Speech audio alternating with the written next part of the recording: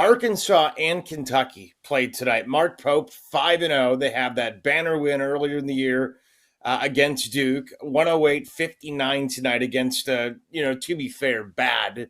And I mean bad Jackson State team. But they handled their business, and they looked like they were having fun in the process. Janell Calipari, he left Kentucky to go to Arkansas. They played tonight against UALR, Arkansas Little Rock.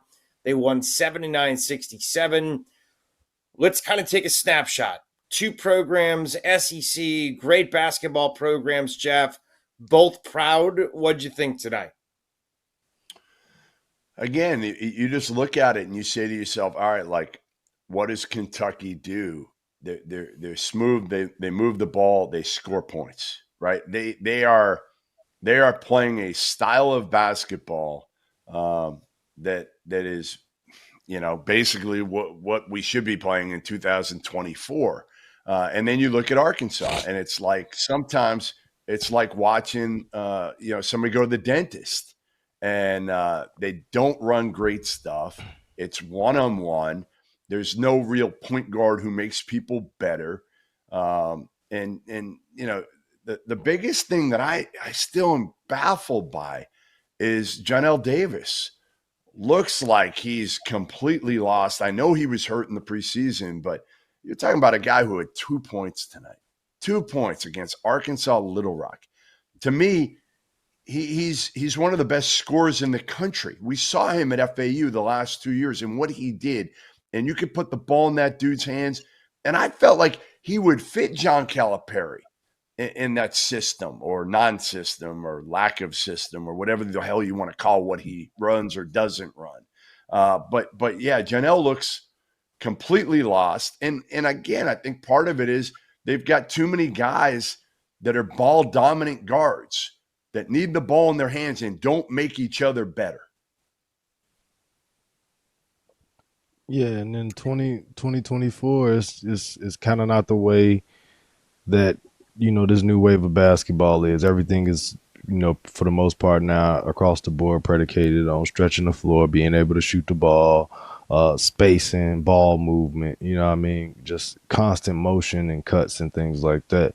So obviously, they got some things that they need to work on, but at the end of the day, we've been saying this for years now before even Cal left Kentucky. I don't know. Do we think it's ever going to change? They got talent, and like you said, right now, I think they kind of, like you said, lacking a guy that kind of brings everybody together and gets guys shots and things like that right now. So they still trying to figure that out. But in this climate in college basketball, just having a talent, especially when it's young talent, it just doesn't win as big as it used to, man. Getting just 5 stars is not enough. It's not enough anymore. So it's a tale of two teams. And you look at Kentucky, and they're a million different sets. You got no idea who's going off for 20 on any given night. They all are older guys. They're all physically stronger. They all understand and have great basketball IQ and they move and the fundamental ball. skill They move sets. the ball. Yeah, Right. So it's It just ain't a that tale of hard. two teams right It ain't now. that hard. Jarrell, we're gonna talk about it later, but like I watched Drake tonight, and I can't wait to talk about them. Hopefully, we have a couple minutes later. But man, like Vandy, those two teams, there's a reason they're in the finals here in Charleston. They move the basketball. You want high IQ players who can make shots, who can make life easier for others, and that's what Mark Pope does. And Cal just has put together a collection of talent, but not a collection of players that fit well together, in my opinion. That's why they wanted him out. That's why Kentucky was ready. They were tired of it. They were like, listen, you can have all these NBA stars, but we want to win games here. We want to make a run in the NCAA tournament. Yeah, exactly. It's early, okay? We got to put all that in perspective. I'm just shocked at Janell Davis. You mentioned it tonight. He was 1 of 5 with 2 points. I mean, we've seen this kid go to the Final Four. We've seen this kid be an absolutely big-time threat in big moments. Now, is it just being uncomfortable? Like, Jarrell, you played this game at a high level. Does the light come on, or is this just not going to work? I don't even know if it's that deep. It's also something that I'll say that I'm accustomed to, but not in the college setting. Like this is such a new dynamic because it's like, man, I played with the same guys for the most part Yeah. for 4 years, or guys that were there for 3 years. If you came in a year after me, like me, Dominique, and Wes played for 4 straight years together. So it's like, you don't have a choice. You build synergy that way, man. Like you get to know each other. You're accustomed to each other's game. You know where you like the ball at, what guys are going to do. You kind of know what they're thinking on the court at times. When you're just jumping around, and I don't mean all these guys are just jumping around, but they essentially had to build an entirely new team.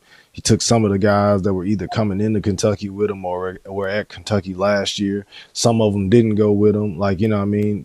They only even get Janell Davis because, the thing that happened at Michigan. Like, you know what I mean? That was kind of some later in the game type stuff. And then essentially you just end up with a sum of parts and you're trying to figure out how everything meshes together. So I think he'll end up being fine, but is he ever going to look like how he looked playing alongside Elijah Martin?